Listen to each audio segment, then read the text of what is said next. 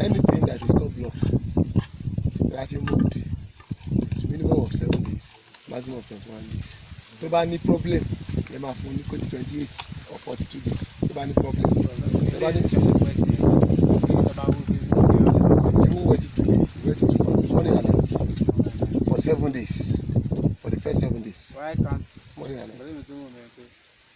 This This one am I speaking with? Huh? Tani. Chaba, it's okay. About to go 3 days in there. This morning, at the 7 days morning, start at the 7 days. Then come home, then we add this one. Did you get it? But you can't do things like that.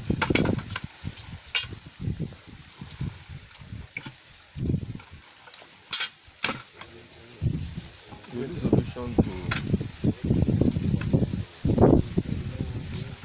yeah.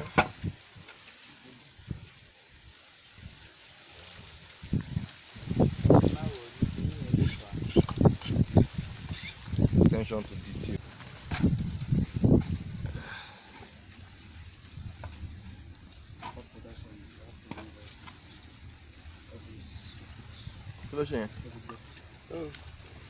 This is the very first one. Unilateral thing. The lateral thing, one so which means I'm not quite it unless I want to see your elite. That's it.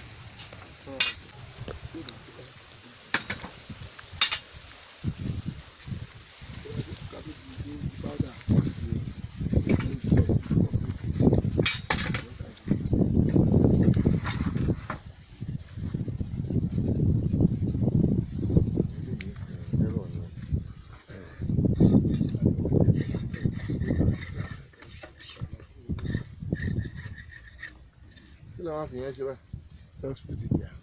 It's not a waste. It's not a waste. That's cement. It's cement and sand. Mama book better. Don't book better.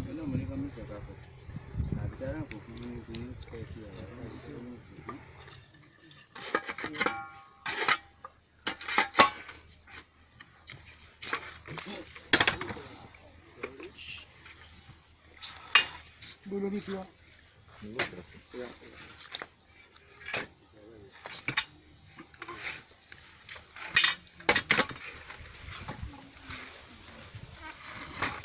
I see that this machine is faster. It's That's faster it. because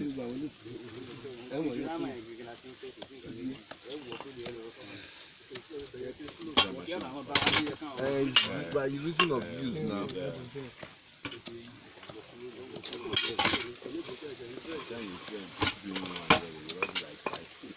All these things, there was nothing on this surface. Once something here, it increases the size.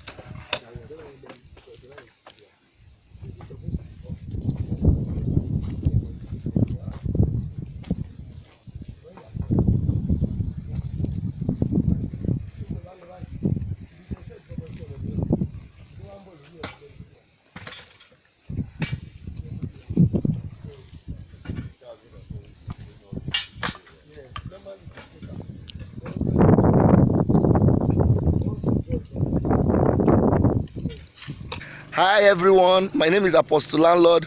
Welcome with me.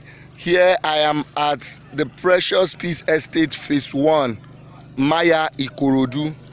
Ikorodu is a very fantastic place and this estate is going to be one of the best. We are currently doing a setting out for a 2-bedroom semi-detached. 2-bedroom semi-detached, and this 2-bedroom, as you can see, I'm in the parlor right now. It has a very big parlor.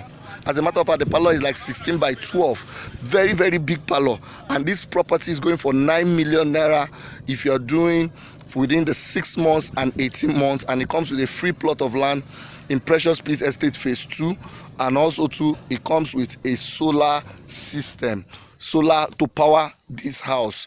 Very, very fantastic estate. You can see the 2-bedroom. In the next 3 weeks, it will be a proper full building. And we are building with bricks. We are building with bricks, so it's a very fantastic estate. Contact any of our marketers, any of our pro investors, any of our staff for more details about this property. Talk to your brothers, your friends, your sisters, those who are in the diaspora, those who work in VI. As a matter of fact, from here to VI via the ferry, it will just take you 30 minutes from here to VI. Yes, you can quote me anytime, any day. From this particular estate to VI, it just take you 30 minutes. So you don't have to live in the congested city.